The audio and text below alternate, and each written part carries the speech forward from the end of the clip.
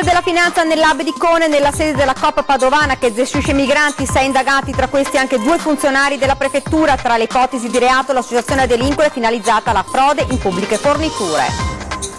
La Guardia di Finanza di Treviso denuncia 14 furbetti che percepivano indebitamente l'assegno sociale, tra loro anche una coppia di anziani trevigiani che per incassarlo aveva addirittura finto di separarsi. Il caso quote latte dopo la sentenza della Corte di Giustizia Europea, 400 milioni da saldare in Veneto, gli irriducibili restano sul piede di guerra, ma gran parte delle associazioni di produttori lancia l'appello: pagate la multa. Era latitante da 10 anni per usura e estorsione la via di Padova, scovato in Messico un pericoloso camorrista, le sue vittime ambulanti e negozianti veneti. La cella è troppo piccola e così arriva con lo sconto di pena per un nomade colpevole di omicidio. Il paradosso arriva da Vicenza. Scende in politica il giudice trevigiano Angelo Mascolo, che la scorsa primavera aveva fatto scalpore con le sue dichiarazioni sulla legittima difesa. È candidato al Parlamento per Noi con l'Italia. 16 sfilati in 14 comuni, 70 carri mascherati con 7.000 figuranti, al via l'edizione 2018 del Carnevale di Marca con numeri da record. Buonasera e ben ritrovati, edizione regionale dei notiziari di Antenna 3 Nord-Est. Dunque l'avete sentito ora dai titoli: 4 indagati delle cooperative Edeco per associazione a delinquere finalizzata alla frode in pubbliche forniture, 2 funzionari della prefettura indagati per rivelazioni di segreti d'ufficio. Il risultato delle perquisizioni delle fiamme gialle nell'hub di Cona, una scossa che potrebbe portare ad una svolta nel caso della contestata ex base. Sentiamo. Il terremoto è silenzioso per gran parte della giornata, solo chi ha sentore che qualcosa sia nell'aria da giorni percepisce la svolta nel pomeriggio. Uomini delle fiamme gialle fuori e dentro l'ex base missilistica più famosa del Veneto, o meglio, famigerata. È il blitz del nucleo di polizia economico-finanziaria di Venezia che dalla mattinata in poi fino al pomeriggio effettua perquisizioni nel centro di accoglienza straordinaria di migranti, nella sede della cooperativa che lo gestisce, la Padovana Edeco, e in altre società collegate, nonché nelle abitazioni degli indagati. 6 in tutto. La Procura di Venezia ipotizza reati di associazione per delinquere finalizzata alla frode in pubbliche forniture per 4 vertici della Edeco e di rivelazione di segreti d'ufficio per 2 funzionari della Prefettura di Venezia. Anche i loro uffici a Cacorner sono stati perquisiti. Si sospetta infatti che abbiano fornito documentazioni riservate. Il procuratore di Venezia, Bruno Cherchi, sottolinea che le indagini sono finalizzate alla verifica dei rapporti tra la struttura di accoglienza e gli uffici pubblici deputati al controllo, nonché alla corretta esecuzione del contratto di appalto di accoglienza dei migranti richiedenti asilo presso il centro di Cona.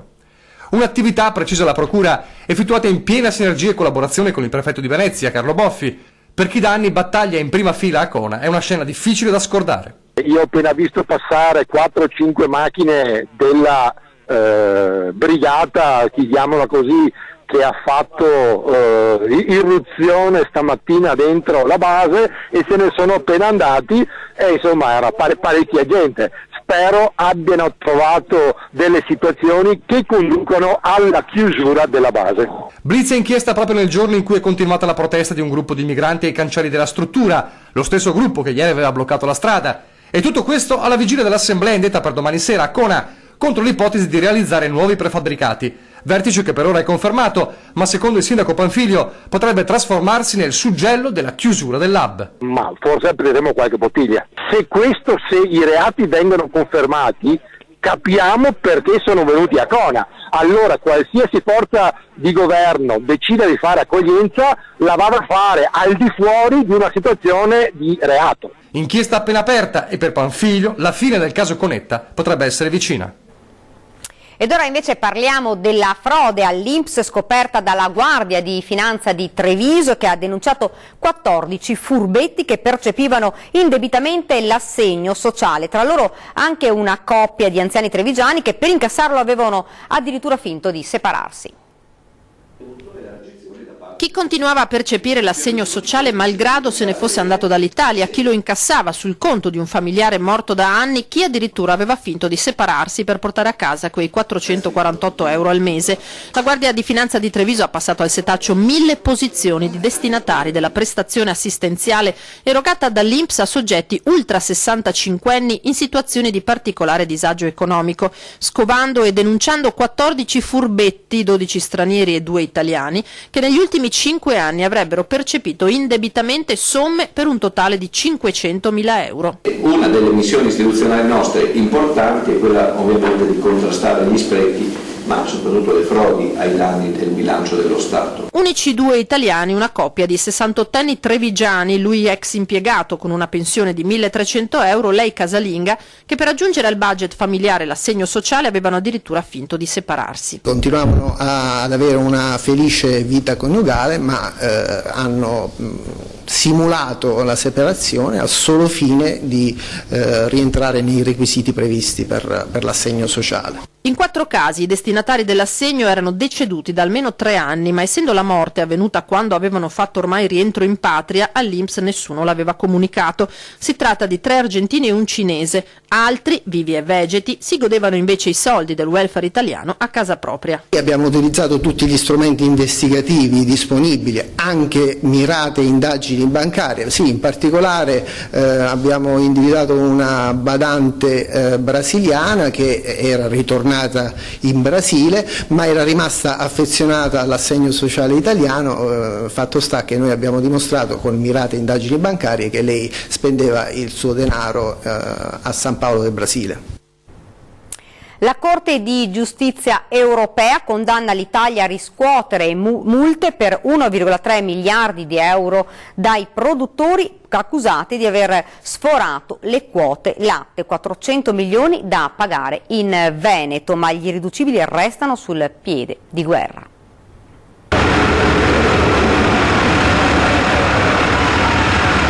Quando si dice che il destino è beffardo, vi ricordate la battaglia di Vancimuglio? Allevatori e trattori in strada, letame sparato per protesta, tafferugli. Immagini che abbiamo ancora negli occhi e che fecero il giro del paese.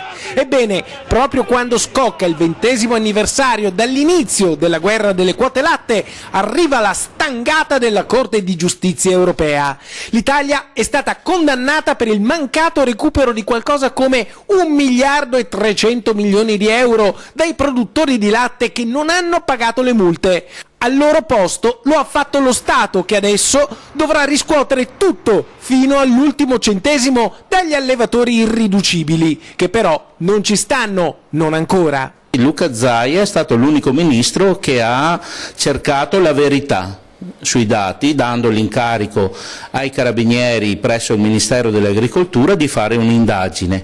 Questa indagine è stata sconvolgente perché è venuta fuori una serie di stalle dove veniva prodotto sulla carta del latte senza che queste stalle avessero le vacche presenti, e quindi questa produzione fittizia ha gonfiato la produzione nazionale italiana ed ha fatto andare l'Italia oltre la quota assegnata dalla Comunità Europea. Da lì sono scattate le multe per gli allevatori e parliamo di 4 miliardi di euro di multe. 4 miliardi che l'Europa si è trattenuta alla fonte dai fondi per l'agricoltura, insomma ha pagato tutto il settore. Eppure gli allevatori sostengono che ci sono multe non dovute perché sarebbero state conteggiate delle stalle fantasma che, risulta, non avessero vacche, quindi come facevano a sforare le quote latte? Così, mentre Coldiretti sta dalla parte di chi negli anni ha saldato il conto, una gran parte del 1 miliardo e 300 milioni di euro che restano da pagare è legata a vertenze aperte nei tribunali, sia ordinari che amministrativi. Insomma, dopo quella di 20 anni fa sulle strade, la battaglia si sposta nelle aule di giustizia. Le barricate oggi sono nei tribunali. Portiamoci a casa i soldi, non paghiamo una multa dopo che ci hanno defraudato all'Europa, dopo che ci hanno portato via 4 miliardi di euro. Questa è la battaglia da fare. Questa dunque è la posizione degli irriducibili. Ora sentiamo invece quella dell'Associazione dei produttori latte del Veneto con il presidente Terenzio Borga. Apro aveva sempre avuto l'idea della legalità, per cui i nostri soci in gran parte, se non la totalità, in qualche maniera hanno rateizzato sia la prima di Alemanno che con la seconda di Zaia, e credo che ci siano pochi problemi. Non riesco a capire quanti possano essere ancora gli allevatori che che hanno ancora delle pendenze, mi dà da pensare comunque che in tutti questi anni anche la politica doveva essere un po' più presente e capire quello che stava succedendo. Io dico solo quello che gli allevatori di Aprola hanno portato avanti in questo periodo, pensando che con il dicembre dello scorso anno abbiamo pagato l'ultima delle 14 rate della prima rateizzazione.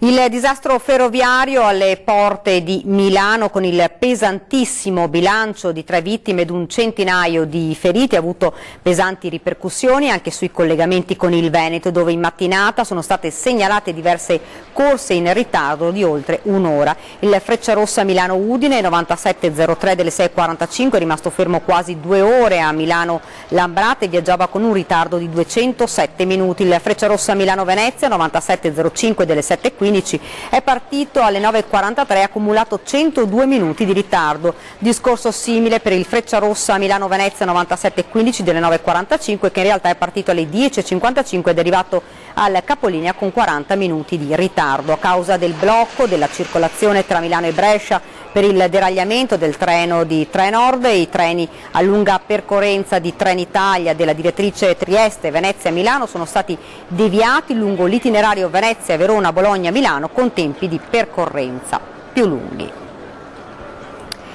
Ed ora ci spostiamo nel Vicentino. Il giorno dopo il vasto incendio che ha devastato il Grappa, il sindaco annuncia: installeremo dei sistemi di controllo. Sentiamo. A Romano De Zelino e Caccia, il piromane che ha appiccato il fuoco lungo il sentiero che da Valle Santa Felicita porta a Campo Solagna, provocando il vasto incendio che ha interessato almeno 10 ettari di bosco sul Monte Grappa. Le indagini proseguono, anche stamattina c'è stato un altro sopralluogo. C'è stato un sopralluogo degli operatori dell'antincendio boschivo, hanno percorso il sentiero 52, dove presumiamo ci sia stato l'innesco a metà del costone, e per adesso non sono state trovate tracce, ma le indagini proseguono. I danni ambientali sono ingenti. Il sindaco Simone Bontorin oggi ha sporto denuncia ai carabinieri contro ignoti. Pugno duro contro chi effettua questo tipo di atti che sono inenarrabili, nei quali non si può neanche dare un giudizio. Sono persone malate che vanno a deturpare il nostro territorio. E l'amministrazione comunale sta anche valutando di far installare dei sistemi di controllo. L'area è molto isolata, ma non ci sono molte vie di accesso, per cui stiamo cercando di capire e di studiare sistemi che ci possano permettere di sorvegliare l'area. Sapete che l'area comunque da un punto di vista naturalistico è sotto lo stretto monitoraggio anche delle guardie venatorie per tutto quello che riguarda la fauna, e cercando anche di integrare i vari sistemi si può giungere a una soluzione che possa essere utile e per noi e per loro. Intanto si cerca il responsabile a 360 gradi. Quelle fiamme che si sono divorate la vegetazione del Grappa hanno lasciato una ferita in tutti coloro che amano questa montagna. Un appello: se qualcuno ha visto, sentito o comunque è passato per quei sentieri nella giornata di martedì pomeriggio fra le 14 e le 17, che si faccia vivo presso le autorità competenti proprio per denunciare questo fatto. Ed ora parliamo di un altro incendio, quello in un'abitazione in via Angarano a Bassano, salvata dai pompieri una signora di 104 anni. La signora si trovava al piano superiore, era sul divano e siamo saliti e l'abbiamo portata di sotto. L'incendio si trovava nel piano terra. Dopo siamo entrati e abbiamo spento quello che c'era da spegnere, insomma, ecco. C'era tanto fumo? Sì, c'era tanto fumo intenso sia di sopra che nel piano interrato. È stata salvata dai vigili del fuoco Diomira Boso, la 104enne che risiede in questa casa di via Angarano a Bassano. L'incendio è scoppiato intorno alle 18:30 di ieri sera. A dare l'allarme è stata la badante. Forse un cortocircuito all'origine del rogo. Le fiamme hanno invaso rapidamente il magazzino al piano terra. Quando sono arrivati i pompieri la casa era piena di fumo. L'anziana era seduta in cucina agitata. È riuscito a tirarla fuori senza che si intossicasse, e si la portare al pronto soccorso per vedere se ha qualcosa nei polmoni o qualcosa del genere, insomma. In via Angarano sono giunti anche i carabinieri. I rilievi dei vigili del fuoco hanno interessato in particolare l'impianto elettrico del magazzino, da cui pare siano partite le fiamme.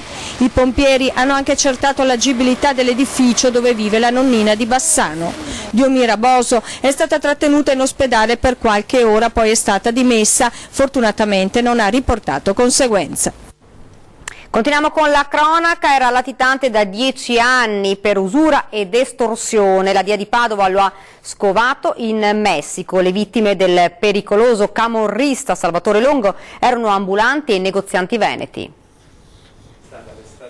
Preso dopo 10 anni di latitanza allo strozzino del lago di Garda, Salvatore Longo, 44 anni, napoletano, è stato arrestato stamattina a Madrid dagli uomini della Direzione Investigativa Antimafia di Padova. Longo si nascondeva in Messico, dove era fuggito dopo la condanna a 9 anni e 1 mese per usura ed estorsione comminatagli dal Tribunale di Verona nel 2007 e da lì continuava a gestire le sue attività malavitose. Le vittime erano tutte italiane, venete e lombarde, di Peschiera, Desenzano, Calvisano. Erano dei commercianti che probabilmente non hanno avuto finanziamenti dalla normale linea di credito e si sono rivolti a un mercato parallelo che è quello degli usurai e quello spesso di società finanziarie che talvolta sono in mano anche alla criminalità organizzata. Se oggi non mi mandi il vaglia, ti giuro sui miei figli che sabato ti mando a schiattare la testa. Se domani mattina non mi mandi tutti i 2500, ti giuro sui miei figli che ti faccio rompere la faccia. Mi prendo il ristorante, adesso basta. Il tasso dei prestiti era del 204%. A chi restava indietro con le rate, dopo le minacce, l'organizzazione camorristica, di cui Longo era un capozona, che riferiva al clan Licciardi di Napoli Secondigliano, imponeva di acquistare capi di abbigliamento, anche contraffatti, a prezzi molto gonfiati rispetto al valore commerciale, stringendo sempre di più il guinzaglio al collo delle vittime. I negozianti o gli ambulanti taglieggiati in gran parte hanno taciuto, fino a quando qualcuno di loro si è rivolto alla magistratura e fino all'epilogo di stamattina. Ci spostiamo a Vicenza, la cella è troppo piccola, sconto di pena per un nomade colpevole di omicidio.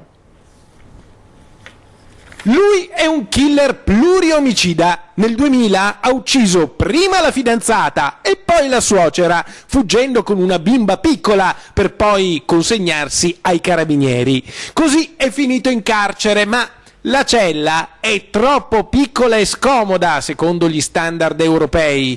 Così il nomade killer, condannato a 28 anni di reclusione, ha già ottenuto uno sconto di pena di 57 giorni. Uno sconto troppo piccolo secondo il suo parere, che lo ha scontentato, così come esiguo per lui è il risarcimento ottenuto dal tribunale. Per questo ha presentato ricorso in Cassazione per far valere i suoi diritti. Scende in politica il giudice trevigiano Angelo Mascolo, che la scorsa primavera aveva fatto scalpore con le sue dichiarazioni sulla legittima difesa. È candidato al Parlamento per Noi con l'Italia. Lo Stato non c'è più, mi armo. Quelle parole sulla legittima difesa lo scorso marzo avevano fatto il giro d'Italia, tanto che il leader della Lega Nord Matteo Salvini lo aveva invitato a partecipare a una manifestazione di Piazza del Carroccio. A distanza di 10 mesi l'annuncio, Angelo Mascolo, controverso GIP del Tribunale di Treviso, si candiderà al Parlamento. Non nelle file della Lega però, ma in quelle della cosiddetta quarta gamba centrista. Oggi a mezzogiorno è partita la richiesta di aspettativa per motivi elettorali al CSM e domani mattina alle 9 il plenum straordinario dovrebbe deliberare. Nessuno, guardi, è una candidatura un po' così, nessuno mi ha riservato posti blindati o altro. Mi è stato chiesto dalla cosiddetta quarta gamba di candidarmi e siccome apprezzo le persone che mi hanno fatto questa richiesta, ho pensato che se bisogna, che è inutile stare in casa a brontolare davanti alla televisione, che se si vuole cercare di fare qualcosa di meglio, i migliori, modestia a parte, i migliori si devono mettere in gioco, perché altrimenti ci saranno sempre i peggiori.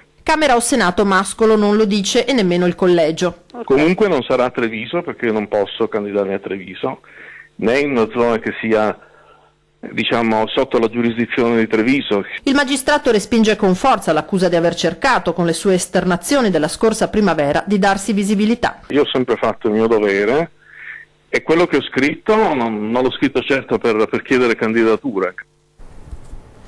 Ed ora ci fermiamo un attimo, c'è la pubblicità.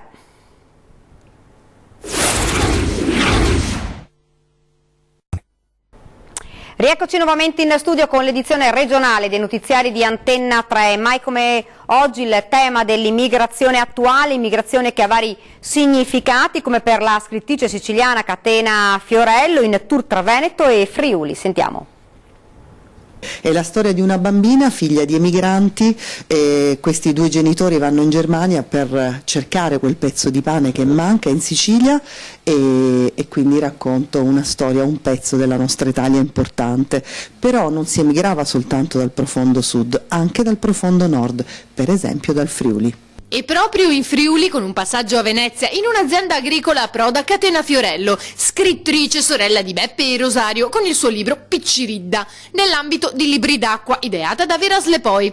Vera Slepoi si è resa conto che l'acqua è un comune denominatore per tanti posti, no? Cioè l'acqua crea collegamenti, gli stessi collegamenti che poi Vera Slepoi voleva creare tra gli autori. Attuale come non mai la tematica dell'immigrazione, anche se vista da un'altra prospettiva, diversa da quella odierna, su cui Fiorello però commenta.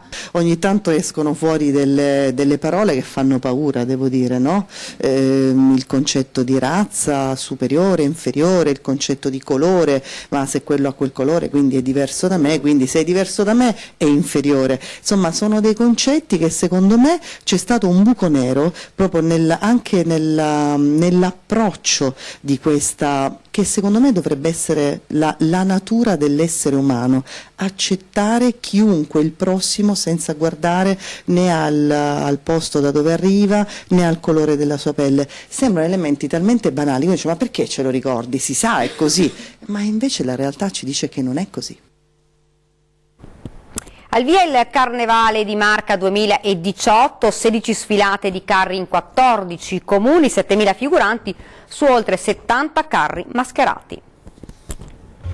È tutto pronto, carri, maschere, coriandoli e stelle filanti. Il Carnevale nella Marca entra nel vivo. Mai come quest'anno il calendario delle sfilate è così denso, arricchito dall'ingresso peraltro dello storico Carnevale di Cornuda e della tradizionale sfilata di Treviso. È un carnevale, diciamo, dei record quest'anno, un'edizione 2018 corposa, mai abbiamo avuto questi numeri in termini di numero di sfilate, 16, 14 comuni coinvolti, 70 tra carri e gruppi appunto che parteciperanno a queste edizioni. Dopo il positivo esordio di domenica scorsa a Susegana e Talso con più di 10.000 persone nel primo weekend, lo spettacolo è solo all'inizio. I temi dei carri allegorici anche quest'anno sono i più svariati, il mare, il bosco, il circo e i cartoni animati, l'Egitto e l'Oceania passando per i Maya. Sarà un carnevale come ogni anno ricco di gioie per tutti i ragazzi, ma soprattutto un carnevale che darà lustro non solo a Conegliano ma a tutti i comuni limitrofi, più di 150.000 persone impegnate in questo periodo, è veramente un evento unico per la città.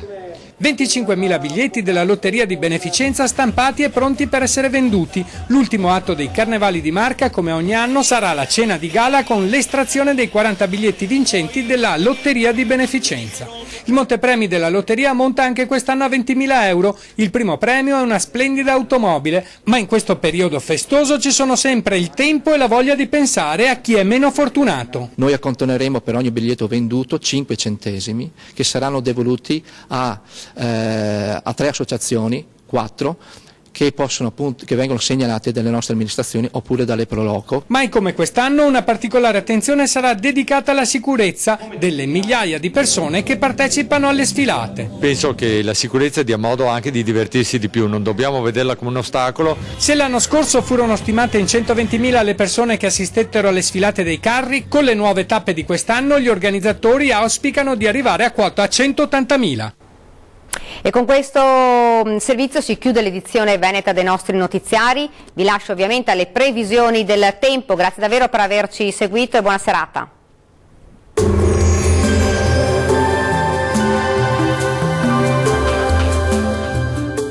Termoidraulica Susin. Se compri una caldaia, in omaggio il condizionatore. Termoidraulica Susin a 0 branco. Molte nubi sul Triveneto, dove è atteso un peggioramento del tempo col passare delle ore. Vediamo insieme il dettaglio di venerdì 26 gennaio. Sul Veneto al mattino locali foschie e nubi basse sui settori orientali, più soleggiato invece altrove. Col passare delle ore più nubi un po' ovunque sulla nostra regione e anche con piogge a carattere sparso entro sera. Le temperature massime saranno comprese tra 7 e 11 gradi, valori minimi tra 3 e 7 gradi circa. Spostiamoci ora a vedere la situazione del Friuli Venezia Giulia. Il cielo sarà irregolarmente nuvoloso e a tratti anche coperto, con qualche debole pioggia sparsa, specie sui settori settentrionali. Più asciutto anche con spazi soleggiati altrove. Le temperature massime saranno comprese tra 9 e 13 gradi, valori minimi tra 5 e 8 gradi circa. Concludiamo infine con uno sguardo alla situazione del Trentino Alto Adige. Sarà instabile sui settori centro-meridionali della nostra regione, con qualche precipitazione localmente anche a carattere nevoso. Asciutto altrove con qualche foschia o nebbia, più sole sui settori di confine. Le temperature massime si attesteranno intorno ai 9 gradi, valori minimi tra 4 e 7 gradi circa. Infine la situazione dei mari e dei venti. Il mare sarà generalmente mosso, i venti moderati da sud-est. Dal meteo di Antenna 3 per ora è tutto, arrivederci.